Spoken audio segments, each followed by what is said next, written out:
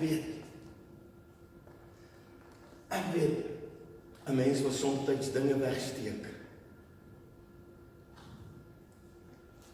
Ek gaan nie vir julle vra, het julle dinge wat julle graag wil wegsteek nie, maar ek het dinge gehad in my lewe wat ek wil wegsteek, wat ek nie wil hê die Here moet hoor nie, of die Here moet sien nie. En toe kom ek tot die besef, was nie 'n manier wat ek 'n ding van kan wegsteek nie. Want hy ken my sit en my opstaan. Hy sluit my in van voor en van agter. Sy woord sê, hy ken van ver my gedagtes, voordat daar 'n woord op my tong is, weet hy dit alreeds. Hy ken die einde van die begin. Hy ken elkeen van u wat hier sit vanmôre, hy ken jou gedagtes, hy ken jou gevoelens, hy ken jou gesindheid. Hy weet van dit.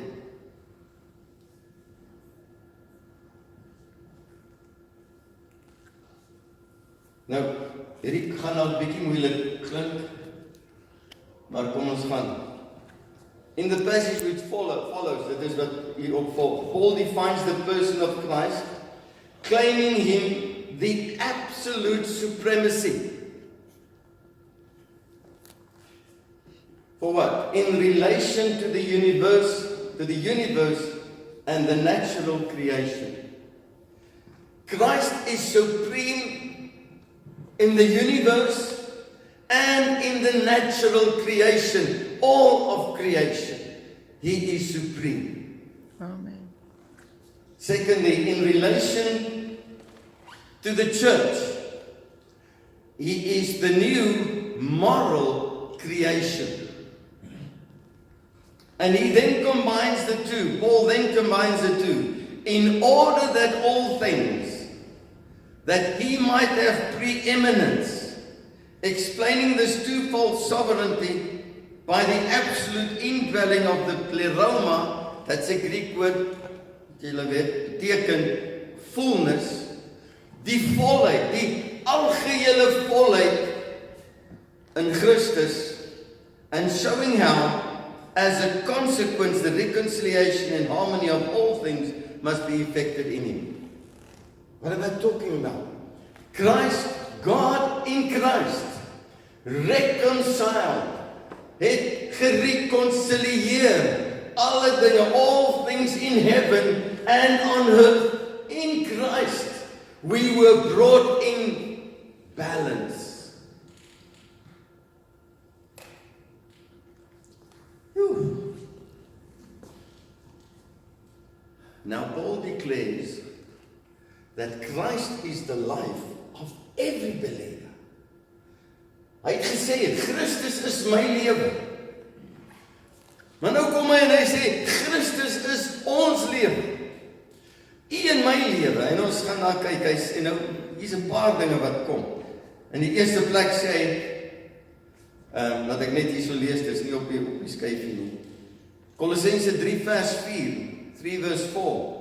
When Christ our life is revealed, then you also will be revealed with him in glory.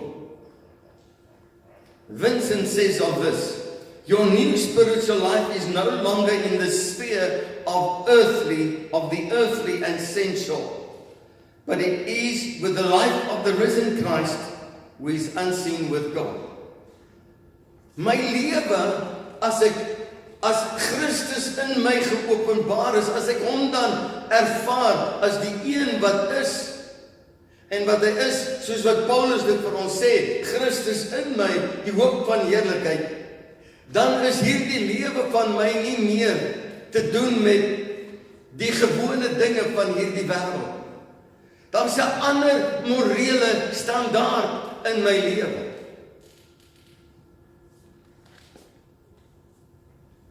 Kolossense 3 vers 9, do not lie to one another, having put off the old man with his deeds, and having put on the new, having been renewed in the knowledge according to the image of him who created him, where there is neither Greek nor Jew, circumcision or uncircumcision, foreigner, Scythian, slave or free man, but Christ is all things in all.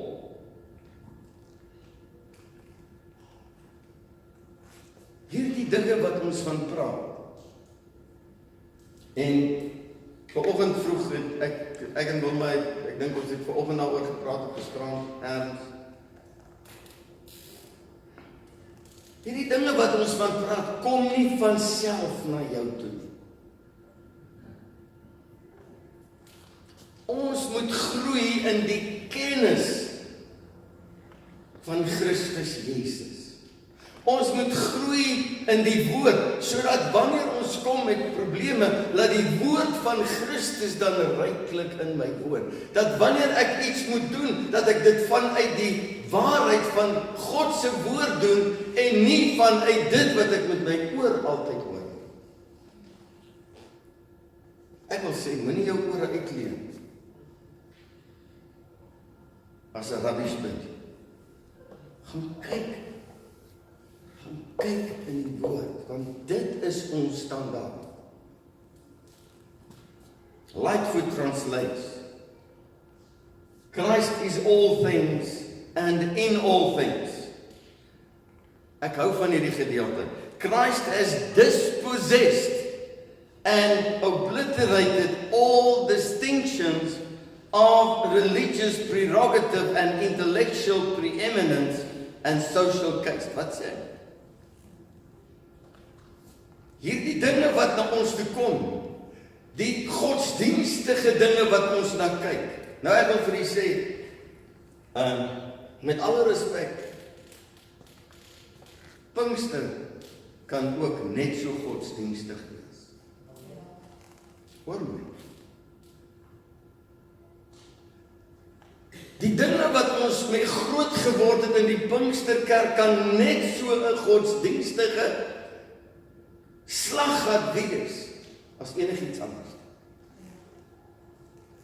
Ons moet in die dag op kan staan en sê, dit is 'n nuwe dag. Here, help my dat ek die nuwe dinge van u woord sal sien en ervaar. En dit is wat daar staan. Christus het alle dinge ontneem van hulle invloed op jou lewe. Christ has substituted himself for all of these. Christ occupies the whole sphere of human life and permeates all its developments. In other words, en ek hou van hoe die psalmdigter dit sê, hy sê, Here, waar sal ek van u af wegvlug? Sal ek opgaan in die hemel? Nee, u is daar. Sal ek afgaan in die doderyk en my bed in die doderyk maak? Nee, u is daar. Sal ek op die vleuels van die dageraad klim en my bed gaan maak aan die uiteindes van die see? Dan sê hy, selfs daar sal u regterhand my ondersteun. Daar is nêrens waar ons kan wegkom van Christus Jesus af nie. Hy is altyd daar. En hy is heeltyd besig om met jou te redeneer in 'n mate. Om te sê, kom na my toe, almal wat vermoeid en belas is, ek sal vir julle rus gee. Ons hoor net nie altyd nie, of ons besluit om nie te hoor nie. Let us analyze this a bit. Therefore then, since we are surrounded by so great a cloud of witnesses who have borne testimony to the truth, let us strip off and throw aside every encumbrance, unnecessary weight. Jou godsdienstige opvatting can be unnecessary weight. Luister mooi as ek sê jou godsdienstige opvatting. Die Fariseërs was godsdienstig. En die Fariseërs se godsdienstigheid het Christus aan die kruis vasgemaak. And that sin which so readily and deftly and cleverly clings to and entangles us. Let us run with patient endurance and steady and active persistence the appointed course of the race that is set before us. Looking away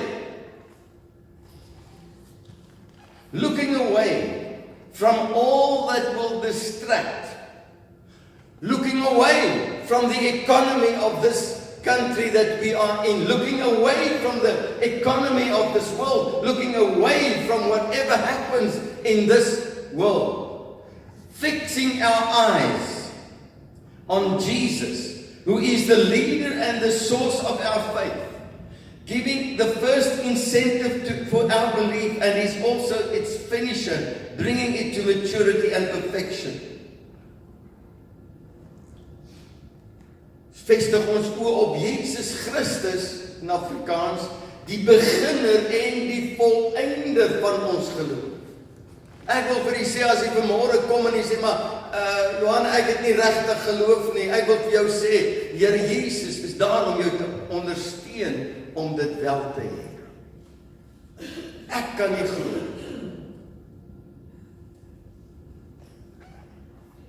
Maar Christus in my, help my om te glo. He, for the joy of obtaining the prize that was set before him, endured the cross, despising and ignoring the shame, and is now seated at the right hand of the throne of God.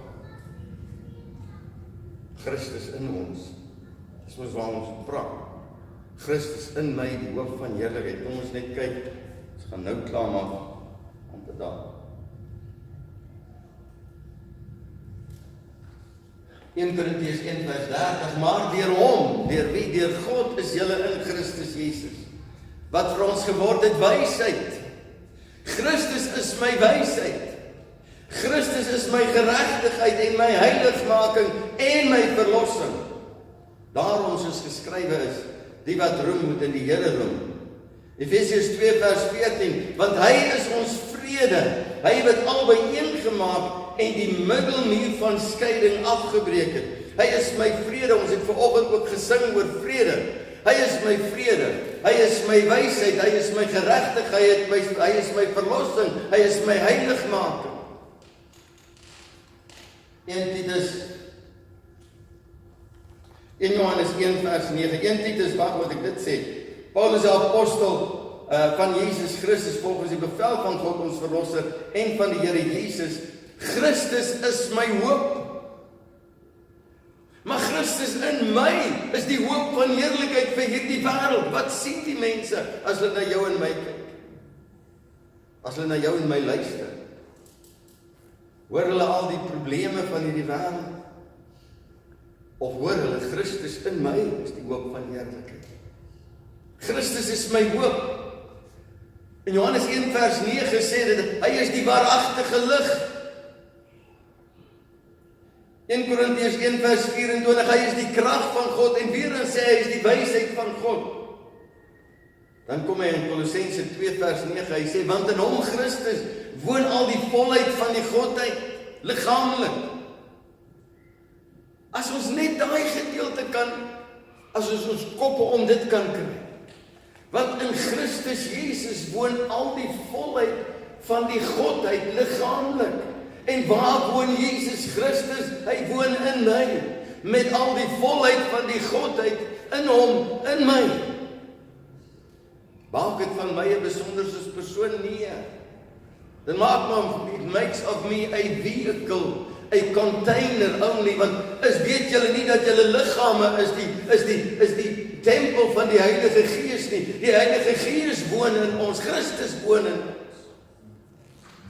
Okay. Dan, en julle het die volheid in hom, wat die hoof is van alle owerheid en mag.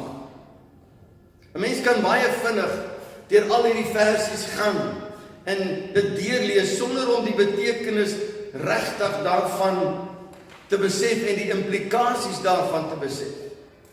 Dit is soos iemand, wie van julle het al oor see gevlieg? Ok. So, as jy oor see gaan, as jy nou hier vandaan af gaan en jy gaan nou oor en jy gaan land ergens, laat ek dit nou maar sê hierso. Dit is soos iemand wat in 'n vliegtuig vlieg van Suid-Afrika na Europa, op 'n vlug wat hom vat oor Sentraal en Noord-Afrika en oor die Middellandse See, en dan sê hy, ja, ek was al in Sentraal-Afrika. Want jy moes daar oorgevlieg. Ek was al by die Middellandse See, ek het dit al gesien, jy moes daar oorgevlieg. Maar jy het dit nie ervaar. Dis dieselfde as ons hierdie skrifgedeeltes deurlees en dink ons het dit nou gekry. Nee, ons moet onsself verdrink in hierdie skrifgedeeltes. We must lose ourselves in Christ.